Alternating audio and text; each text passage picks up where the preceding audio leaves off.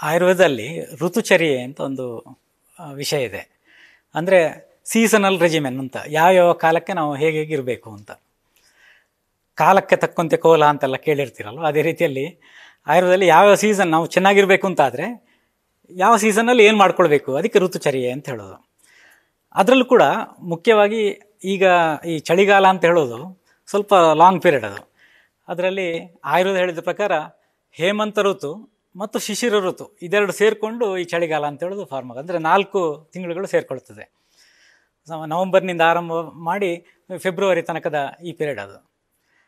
ಈ ಸಮಯದಲ್ಲಿ ಸಾಮಾನ್ಯವಾಗಿ ಪ್ರತಿ ವರ್ಷ, ಈಗ ಈ ಕೋವಿಡ್ ಕಾಲದಲ್ಲಿ ಅಂತಲ್ಲ, ಇದಕ್ಕಿಂತ ಮೊದಲಿಂದಲೂ ಕೂಡ ಪ್ರತಿ ವರ್ಷ ಚಳಿ, ಶೀತ, ಕೆಮ್ಮು, ಜ್ವರ, ನೆಗಡಿ ಇದೆಲ್ಲ ಸಾಮಾನ್ಯವಾಗಿ ಬಂದೇ ಬರ್ತದೆ. ಅಥವಾ ನೀವು ಕಾಮನ್ ವೈರಲ್ ಫೀವರ್ ಅಂತ ಏನು ಹೇಳ್ತೀರಿ, ಅಥವಾ ಇನ್ಫ್ಲೂಯೆನ್ಸಾ ಅಥವಾ ಕಾಮನ್ ಫ್ಲೂ ಇದೆಲ್ಲ ಹೇಳ್ತೀರಲ್ವ, ಅದೆಲ್ಲ ಸಹಜವಾಗಿ ಬರುವಂಥ ಕಾಲ. ಯಾಕೆ ಈ ಸಮಯದಲ್ಲಿ ಬರ್ತದೆ ಅಂತ ಹೇಳಿದರೆ, ಈ ಸಮಯದಲ್ಲಿ ನಮ್ಮ ದೇಹದಲ್ಲಿ ಮತ್ತು ವಾತಾವರಣದಲ್ಲಿ ಕಫದ ಅಕ್ಯುಮುಲೇಷನ್ ಆಗ್ತದೆ ಅಂತ ಆಯುರ್ವೇದ ಹೇಳೋದು. ಇಡೀ ವರ್ಷದಲ್ಲಿ ನಮ್ಮ ಬಾಡಿಯಲ್ಲಿ ಕಫ ಅಕ್ಯುಮುಲೇಟ್ ಆಗುವಂಥ ಟೈಮ್ ಇದು. ಇದರ ನಂತರ ಬರುವಂಥ ವಸಂತ ಋತು ಏನಿದೆ, ಆ ಟೈಮ್ನಲ್ಲಿ ಕಫ ತುಂಬ ಎಗ್ರವೇಟ್ ಆಗಿ, ಆಗ ಆ ಕಫದ ಮತ್ತು ರೋಗಗಳು ಇದೆಲ್ಲ ಹೆಚ್ಚು ಉಲ್ಬಣ ಆಗಿ ಕಾಣಿಸ್ಲಿಕ್ಕೆ ಆರಂಭ ಆಗ್ತದೆ. ಆದರೆ ಈ ಆರಂಭದ ಹಂತದಲ್ಲಿ, ಚಳಿಗಾಲ ಸ್ಟಾರ್ಟ್ ಆದಲ್ಲಿಂದ ಈ ಒಂದು 4 ತಿಂಗಳುಗಳ ಕಾಲ ಸಾಮಾನ್ಯವಾಗಿ ಕಫ ಸಂಬಂಧಪಟ್ಟ ಶೀತ, ಕೆಮ್ಮು, ನೆಗಡಿಗಳೆಲ್ಲ ಸರ್ವೇ ಸಾಮಾನ್ಯವಾಗಿ ಬರ್ತದೆ. ಅದಕ್ಕೆ ಸರಿಯಾಗಿ ಏನೇನು ಮಾಡಬೇಕು ಅಂತ ಆಯುರ್ವೇದದಲ್ಲಿ ಭಾಳ ಸೊಗಸಾಗಿ ಹೇಳಿದ್ದಾರೆ. ಅದಕ್ಕೆ ಋತುಚರ್ಯೆ ಅಂತ ಹೇಳೋದು.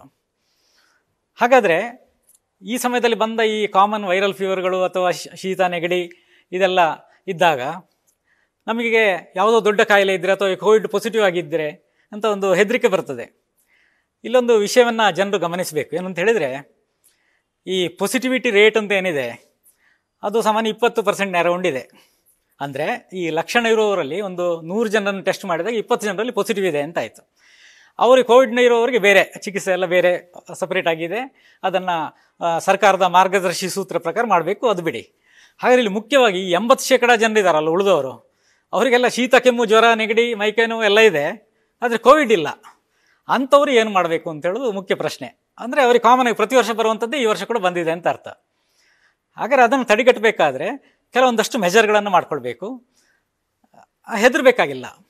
ಯಾಕೆ ಹೆದರಬೇಕಾಗಿಲ್ಲ ಅಂತ ಹೇಳಿದರೆ, ಈ ಸಾಮಾನ್ಯವಾಗಿ ಬರುವಂಥ ಈ ವೈರಲ್ ಫೀವರ್ಗಳು, ಶೀತ, ಕೆಮ್ಮು, ನೆಗಡಿ ಯಾವುದೇ ಇರಲಿ, ಅದೆಲ್ಲವನ್ನು ಭಾರತೀಯರು ತುಂಬ ಸಮರ್ಥವಾಗಿ ಹಿಂದಿನಿಂದಲೂ ಕೂಡ ಎದುರಿಸ್ತಾ ಬಂದಿದ್ದಾರೆ. ಬೇರೆ ದೇಶಗಳಿಗೆ ಹೋಲಿಸಿದರೆ, ಈಗ ಅಮೇರಿಕದಲ್ಲಿ ಅಥವಾ ಮುಂದುವರೆದ ದೇಶಗಳಲ್ಲೆಲ್ಲ ಪ್ರತಿ ವರ್ಷ ಈ ಕಾಮನ್ ವೈರಲ್ ಫೀವರ್ನಲ್ಲೇ ಡೆತ್ ಆಗ್ತದೆ. ಆದರೆ ಭಾರತದಲ್ಲಿ ಹಾಗಾಗ್ತಾ ಇಲ್ಲ. ಯಾರು ಕೂಡ ಈ ವೈರಲ್ ಫೀವರ್ ಬಂದಿದೆ, ಆಫೀಸಿಗೆ ಹೋಗದೇ ಇದ್ದರೆ ಯಾರಾದರೂ ಕಾಮನ್ ಫೀವರ್ ಬಂದವರು ಯಾಕೆ ಆಫೀಸಿಗೆ ಬರಲಿಲ್ಲ ಅಂತ ಮೊದಲೇ ಕೇಳ್ತಾ ಇದ್ರು ಹಿಂದೆಲ್ಲ. ಆದರೆ ಈಗಿನ ಪರಿಸ್ಥಿತಿ ಸ್ವಲ್ಪ ಬೇರೆ ಇರೋದ್ರಿಂದ ಈ ಜನರಲ್ಲಿ ಹೆದರ್ಕೊಂಡಿರ್ತಾರೆ. ಹೆದರಬೇಕಾದ ಅಗತ್ಯ ಇಲ್ಲ. ಯಾಕೆಂದರೆ ಹೆಚ್ಚಿನ ಜನರು ಸಫರ್ ಆಗ್ತಾ ಇರುವಂಥದ್ದು ಈ ಕಾಮನ್ ವೈರಲ್ ಫೀವರ್ನಲ್ಲಿ. ಹಾಗಾಗಿ ನಾವು ಚಿಂತೆಯನ್ನು, ಭೀತಿಯನ್ನು ಬಿಡಿ ಅಂತ ಈ ಸಮಯದಲ್ಲಿ. ಒಂದನೇದು. ಎರಡನೇದು, ನೀತಿಯನ್ನು ಹಿಡಿ ಅಂತ. ಭೀತಿ ಬಿಡಿ, ನೀತಿ ಹಿಡಿ ಅಂತ. ನೀತಿ ಏನು? ಮೊದಲಿಂದ ನಾವು ಏನೆಲ್ಲ ಮಾಡ್ತಾ ಬಂದಿದ್ದೇವೆ ಅಂದರೆ, ಈಗ ಆಹಾರದಲ್ಲಿ ಬದಲಾವಣೆ ಮಾಡ್ಕೊಳ್ಬೇಕು, ಅದೇ ರೀತಿಯಲ್ಲಿ ಕೆಲವೊಂದು ಮುಂಜಾಗ್ರತಾ ಕ್ರಮಗಳನ್ನು ಕೈಗೊಳ್ಳಬೇಕು. ಅದನ್ನೆಲ್ಲ ಫಾಲೋ ಮಾಡಿಕೊಂಡ್ರೆ, ಸೀಸನಲ್ ರೆಜಿಮೆನ್ ಅಂತ ಆಯುರ್ವೇದ ಏನು ಹೇಳಿದೆ ಅದನ್ನು ಸ್ವಲ್ಪ ನಾವು ಫಾಲೋ ಮಾಡಿಕೊಂಡ್ರೆ ಖಂಡಿತವಾಗಿ ಕೂಡ ಯಾವುದೇ ರೀತಿ ಹೆದರದೇ ಇರಲಿಕ್ಕೆ ಸಾಧ್ಯ ಆಗ್ತದೆ ಅಂತ ಹೇಳೋದು ಆಯುರ್ವೇದದ ಒಂದು ತತ್ವ. ಹಾಗೆ ಅದನ್ನು ನಾವು ಫಾಲೋ ಮಾಡಿಕೊಂಡ್ರೆ, ಈ ಶೀತ, ಕೆಮ್ಮು ಯಾಕೆ ಬರ್ತದೆ ಅಂತ ಹೇಳಿದ್ರೆ, ಈ ಕಾಮನ್ ವೆದರ್ ಚೇಂಜ್ ಆಗುವಾಗ ಸಹಜವಾಗಿ ಬರುವಂಥದ್ದು. ಅದರಲ್ಲೂ ಕೂಡ ಆಯುರ್ವೇದ ಒಂದು ವಿಶೇಷತೆಯನ್ನು ಹೇಳ್ತದೆ. ಏನು ಅಂತ ಹೇಳಿದರೆ, ಈ ಬ್ಲಡ್ ಗ್ರೂಪಿಂಗ್ ಇರುವ ಹಾಗೆ, ಸಾಮಾನ್ಯ ಈಗ O ಪಾಸಿಟಿವ್, B ಪಾಸಿಟಿವ್ ಅಥವಾ O ನೆಗೆಟಿವ್, ಈ ರೀತಿಯ ಬ್ಲಡ್ ಗ್ರೂಪಿಂಗ್ ನಾವು ಏನು ನೋಡ್ತೇವೆ, ಅದೇ ರೀತಿಯಲ್ಲಿ ಮನುಷ್ಯರಲ್ಲಿ ವಾತ ಪ್ರಕೃತಿಯವರು, ಪಿತ್ತ ಪ್ರಕೃತಿಯವರು, ಕಫ ಪ್ರಕೃತಿಯವರು ಅಂತ ಇದ್ದಾರೆ. ಇದನ್ನು ಸ್ವಲ್ಪ ಇಂಟರ್ನೆಟ್ಟಲ್ಲೆಲ್ಲ ನೋಡಿಕೊಂಡ್ರೆ ಅಥವಾ ಸ್ವಲ್ಪ ಆಯುರ್ವೇದ ಬಗ್ಗೆ ತಿಳ್ಕೊಂಡ್ರೆ ಗೊತ್ತಾಗ್ತದೆ, ನಂದು ವಾತ ಬಾಡಿ ನೇಚರ ಅಥವಾ ನಂದು ಕಫ ಬಾಡಿ ಟೈಪ್ ಅಂತೆಲ್ಲ ಗೊತ್ತಾಗ್ತದೆ. ಯಾರ್ದು ಕಫ ಬಾಡಿ ಟೈಪ್ ಇದೆ ಅವರಿಗೆ ಈ ಸಮಯದಲ್ಲಿ ಸ್ವಲ್ಪ ಹೆಚ್ಚು ತೊಂದರೆಗಳು ಬರ್ತದೆ ಅಂತ ಆಯುರ್ವೇದ ಹೇಳಿದ್ದು. ಅಂದರೆ ಕಫ ರಿಲೇಟೆಡ್ ಈ ಕೋಲ್ಡ್ ಕಾಫ್ ಎಲ್ಲ ಬೇಗನೆ ಅಟ್ಯಾಕ್ ಆಗೋದು ಅವರಿಗೆ ಅಂತ.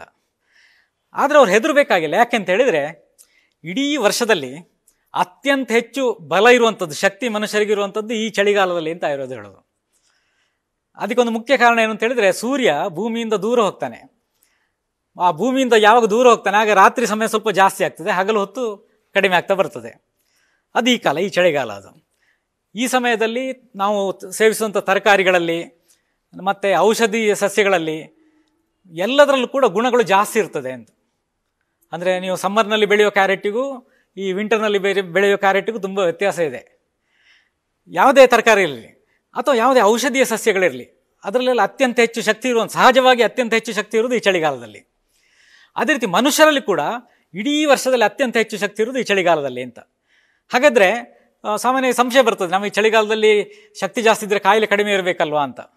ಹೌದು, ಈ ಕೋವಿಡ್ ಬಿಟ್ಟರೆ ಈ ಉಳಿದಂತೆ ಇಡೀ ವರ್ಷದಲ್ಲಿ ಡಾಕ್ಟ್ರುಗಳಿಗೆ ಅತ್ಯಂತ ಕಡಿಮೆ ಪೇಷಂಟ್ ಇರೋದು ಅಥವಾ ಹಾಸ್ಪಿಟ್ಲೆಲ್ಲ ಸ್ವಲ್ಪ ಖಾಲಿ ಹೊಡೆಯೋದು ಯಾವಾಗ ಅಂತ ಹೇಳಿದ್ರೆ ಈ ಚಳಿಗಾಲದಲ್ಲಿ.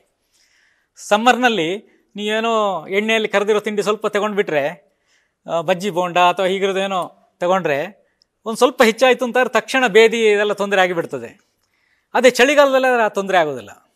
ಯಾಕೆಂತ ಹೇಳಿದರೆ ನೀವು ಇಡೀ ವರ್ಷ ಆಹಾರಕ್ಕೆ ಖರ್ಚು ಮಾಡ್ತೀರಲ್ವ, ಅದನ್ನೊಂದು ಡೈರಿಯಲ್ಲೇನೋ ಬರೆದಿಟ್ಕೊಂಡು ಕಂಪೇರ್ ಮಾಡಿ ನೋಡಿದರೆ ಚಳಿಗಾಲದಲ್ಲಿ ಮನುಷ್ಯರು ಅತ್ಯಂತ ಹೆಚ್ಚು ಆಹಾರ ತಗೊಳ್ಳುವಂಥದ್ದು. ಯಾಕೆಂತ ಹೇಳಿದ್ರೆ ಅವರ ಜೀರ್ಣಶಕ್ತಿ ಅತ್ಯಂತ ಸ್ಟ್ರಾಂಗ್ ಇರ್ತದೆ ಆ ಟೈಮ್ನಲ್ಲಿ. ಸಮ್ಮರ್ನಲ್ಲಿ ಅತ್ಯಂತ ಕಡಿಮೆ ಆಹಾರ ತಗೊಳ್ಳೋದು ಎಲ್ಲರೂ ಕೂಡ. ಆ ಟೈಮ್ನಲ್ಲಿ ಡೈಜೆಷನ್ ತುಂಬ ವೀಕ್ ಇರ್ತದೆ. ಡೈಜೆಷನ್ ಯಾವಾಗ ಸ್ಟ್ರಾಂಗ್ ಇರ್ತದೆ ಆವಾಗ ಮನುಷ್ಯರಿಗೆ ರೋಗಗಳು ಅತ್ಯಂತ ಕಡಿಮೆ ಇರ್ತದೆ ಅಂತ. ಇದೆಲ್ಲ ಬಂದರೂ ಕೂಡ ಎಫೆಕ್ಟ್ ಮಾಡಿದರೂ ಕೂಡ ಹಾಗೆ ಹೋಗಿಬಿಡ್ತದೆ, ಹೀಗೆ ಬರ್ತದೆ ಹಾಗೆ ಹೋಗ್ತದೆ ಅಂತ. ಹಾಗಾಗಿ ತುಂಬ ಹೆದರಬೇಕಾದ ಅಗತ್ಯ ಇಲ್ಲ. ಅದಕ್ಕೆ ಸಾಕಷ್ಟು ಏನೇನು ಮಾಡಬೇಕು ಇಂಥ ವಿಚಾರಗಳನ್ನೆಲ್ಲ ಆಯುರ್ವೇದದಲ್ಲಿ ತುಂಬ ಸೊಗಸಾಗಿ ಹೇಳಿದ್ದಾರೆ. News first.